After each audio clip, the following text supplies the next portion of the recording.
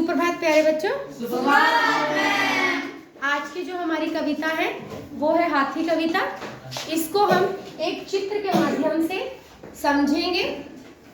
सूंड उठाकर हाथी बैठा पक्का गाना गाने, मच्छर एक घुस गया कान में लगा कान खुजलाने। तो प्यारे बच्चों, आपने देखा कि हाथी कविता में पहले क्या आया है कि सूंड उठाकर हाथी बैठा पक्का गाना गाने, मच्छर एक घुस गया कान में लगा कान खुजलाने। इसका मतलब क्या है, यहाँ पे आप देख सकते हैं कि हाथी है, ठीक है।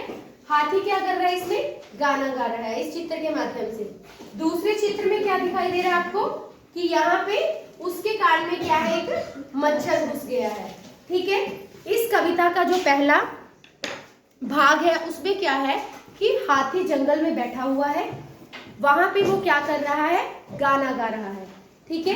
गाना गाने के बाद क्या है, एक मच्छर आता है, उसके कान में घुस जाता है और वो क्या है, अपने कान को खुजलाने लग जाता है। फटफट फटफट तबले जैसा हाथी कान बजाता, बड़े मौज से भीतर बैठा मच्छर गाना गाता।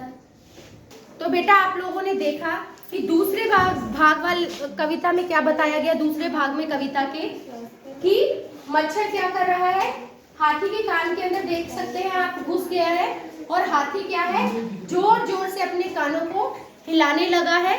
कानों को हिलाने के साथ क्या हुआ है, तबले के जैसी आवाज आने लग गई है, क्योंकि आप लोगों ने देखा कि हाथी के कान बड़े बड़े होते हैं। जब वो ऐसे ऐसे करके अपने कानों को झटकता है तो कैसे आवाज आने लग जाती है, जैसे एक तबले की आवाज आने लगती है, वैसे हाथी के कानों से फटफट की आवाज आ रही है। तो ये है कविता का दूसरा भाग। अब हम आगे बढ़ते हैं कविता के तीसरे भाग की ओर। पूछ रहा है एक दूसरे से जंगल है भैया, हमें बता दो इन दोनों से अच्छा कौन गवैया। तो बेटा आप देख सकते हैं कविता का जो तृतीय भाग है उसमें क्या बताया गया है कि जंगल में, पूरा जंगल ने हाथी को घेरा हुआ है और इसमें पूरे जंगली जो जानवर है वो एक दूसरे से पूछ रहे हैं कि इन दोनों में अच्छा कौन गवैया है, यानी मच्छर और हाथी में अच्छा गाने वाला कौन है। तो जंगली जानवर से घिरा हुआ हाथी दिख रहा है आपको, तो उनसे पूछा जा रहा है कि अच्छा कौन गाता है, मच्छर अच्छा गाता है या हाथी अच्छा गाता है। धन्यवाद।